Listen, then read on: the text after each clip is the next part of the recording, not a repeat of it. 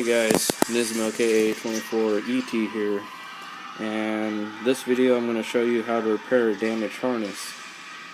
A while ago, probably a year and a half ago, I had a really bad short that fried the main fuse, which is an 80 amp I think, and I couldn't figure it out for probably a day, and then I checked the relay box under the hood on the driver's side, and the horn relay was, I can tell it's been burnt. There's like a black area around the terminals. So I pulled that out, put a new main fuse in, and no more short. So I figured, oh, something's wrong with the horn, or maybe the switch. And I looked at both of those, and there was really nothing obvious there, so I couldn't figure it out, so I just kind of left it alone for a while. But now I got the engine out, doing a rebuild on that. I figured this is a good time to go through the whole harness, make sure everything's good. That way I don't have any issues further on. And what I actually found was this area here is where the wheel was on the other side. This is just for reference, but it was right on the top of the wheel here, and this is lowered, and what happened was the little clip that held this up broke, and it was rubbing on the wheel, and the wheel eventually ate through the convoluted tubing and tape and into the actual wires. And what happened, this big wire here is the main power supply, and probably 3 or 4 of these wires were in contact with that, and that's what was causing the main fuse to blow. So I'm just going to go through the process of how I'd go to repair this. You see I already did one here, but I'm going to show you what I'll do. What I'm going to do here is just get my wire cutters, cut it around here and here, and then remove the damaged section. I'm going to pull the same color wire from this donor harness I have and splice that into my harness, solder it up, seal it up, and call it a day. So let's get started. Okay, so we're going to get started here. A few things you'll need.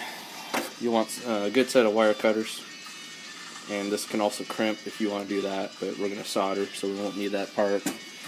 Obviously you'll need a soldering iron.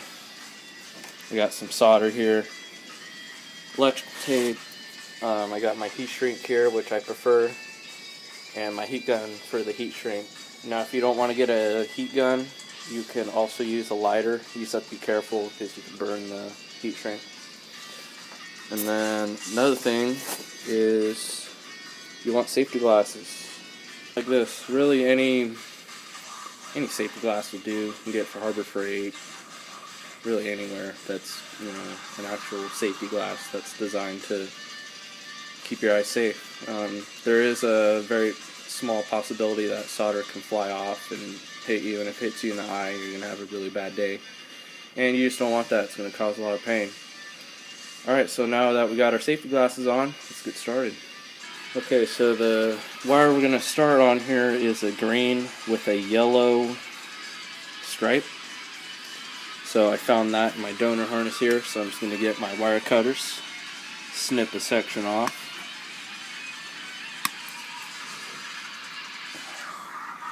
And then I'm going to strip the ends off, see if I can get this set up.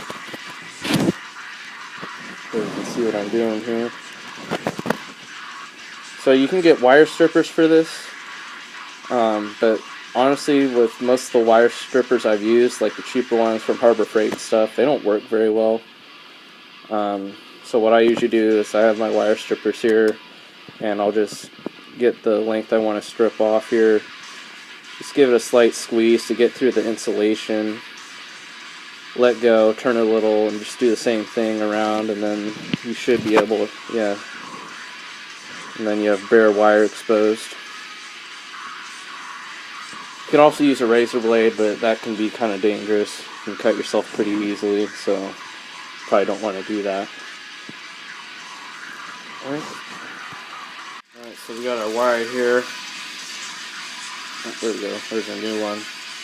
That's what we're going to put in place. Heat shrink. You want to remember to put the heat shrink on before you splice this in, otherwise you won't be able to get the heat shrink off, or on, I mean. And if you do that, you can just tape it. It's not the biggest deal in the world. I just prefer heat shrink. So how I usually do this is just get them about halfway, twist them together like a bread tie.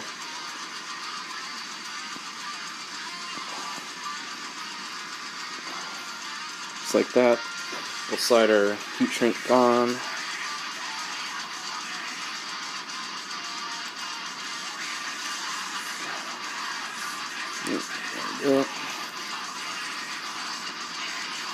This heat shrink's pretty small for this wire, but the next size up in that kit is a little too big, so this will work. Sorry about that. Couldn't see what I was doing. And then I'll just do the same thing here.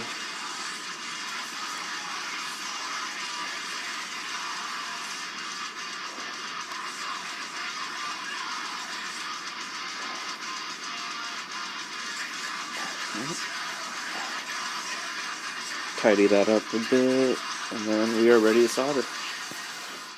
Alright, so we got our soldering iron here. It's all ready to go, heated up. Got our solder. And the basics of this really is just you apply heat to the wire, and then the solder melts, and when it melts, it'll follow wherever the heat is. So what I usually do is I'll put the solder underneath the wire real quick and just heat it up real quick. And then I'll start adding solder from the top, kind of in the corner, and then move up, just like that. And then it'll fall through the wire and go to the bottom, just like that. And that's pretty much it. That joint is soldered. Another thing too is make sure your heat shrink is a good distance away from where you're soldering, otherwise it will shrink where it is, and then you'll have to cut it off and put tape over it because you can't get the heat shrink on. Alright, so let's get that other one done and we'll seal this up. Alright, so we have our solder joints here now covered by the heat shrink. Now we're just going to apply heat to them, that way they seal up and can't corrode the terminals.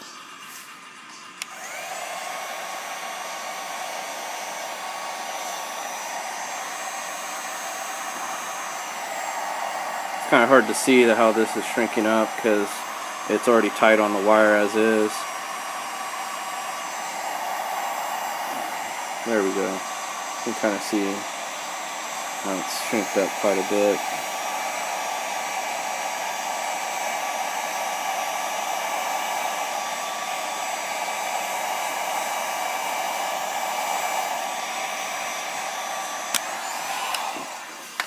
And that is pretty much it.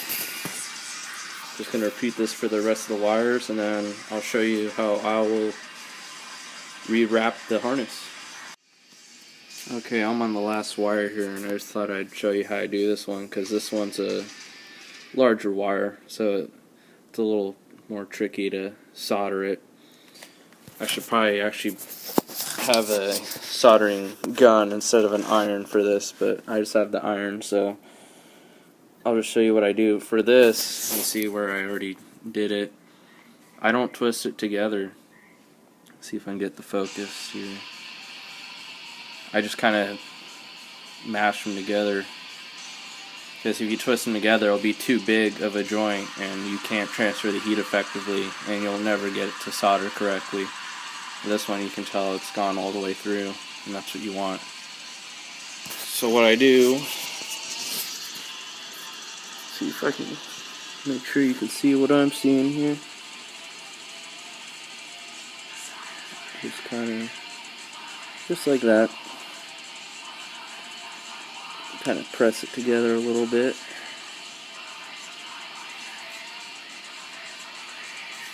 And that's pretty much it, and then start soldering. Alright, I'm going to start applying heat now from the bottom. And then when you do it like this, you want to try and not move the wire, because it's not as secure. Just kind of go back and forth so you heat up the wire evenly. See if I can. It's not hot enough yet. By the way, don't breathe in that smoke.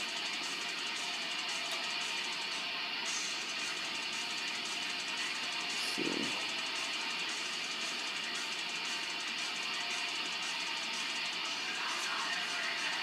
see. Yeah, see, this just takes a while to heat up. It's getting there, though. Oh, yeah, it's getting there.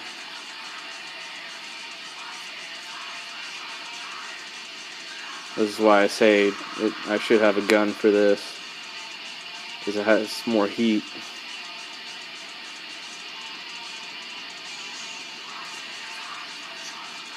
Oh, I cannot get this thing to go. It is kind of... That's, I mean, you gotta be careful not to move it. Come on.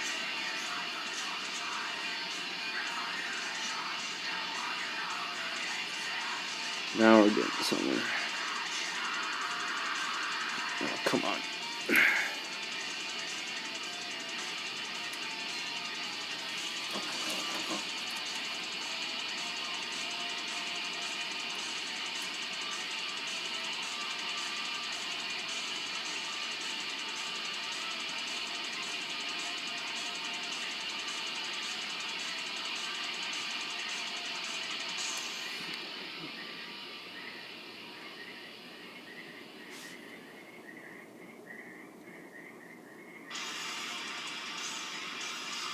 Now it's starting to soak up.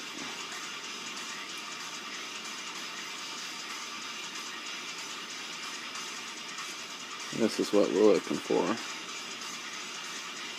And we are going to use quite a bit of solder on this because it's a bigger joint.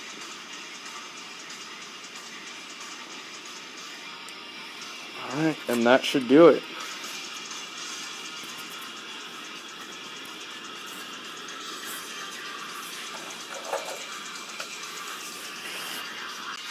Okay, so now that all the damaged wires have been repaired, I'm going to start rewrapping this section of the harness.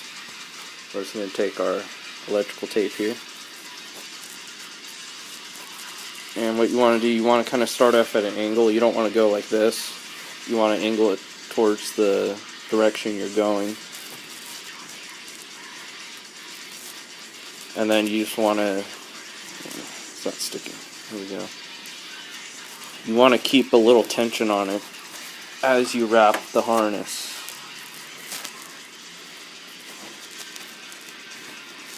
That way it comes out clean.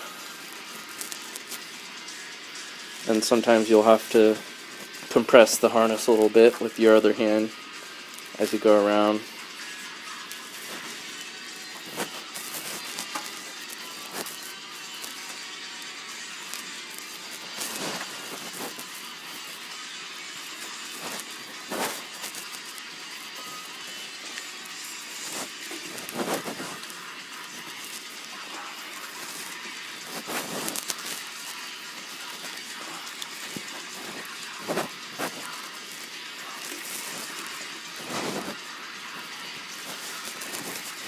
And you just want to overlay the last piece just a little bit. You don't want to use too much tape, because it's just unnecessary.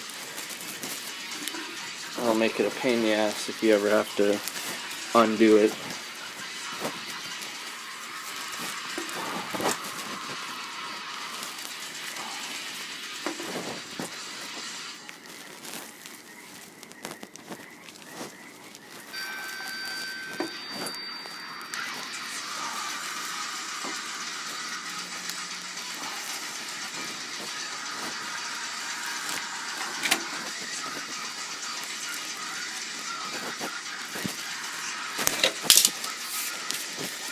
And that's pretty much it. I left a little section there, I'll have to go over that, but other than that, that's pretty much it. Alright, so I did go over it once more with another layer of tape, just because it is outside of the car, right next to the wheel and the wheel well. But as long as you keep the tape tight, you don't overlay it too much, it should just come out looking like this. It almost looks factory, you wouldn't know you had to repair the harness here. So if you enjoyed the video, I would really appreciate it if you left a like and a comment. We'll see you next time.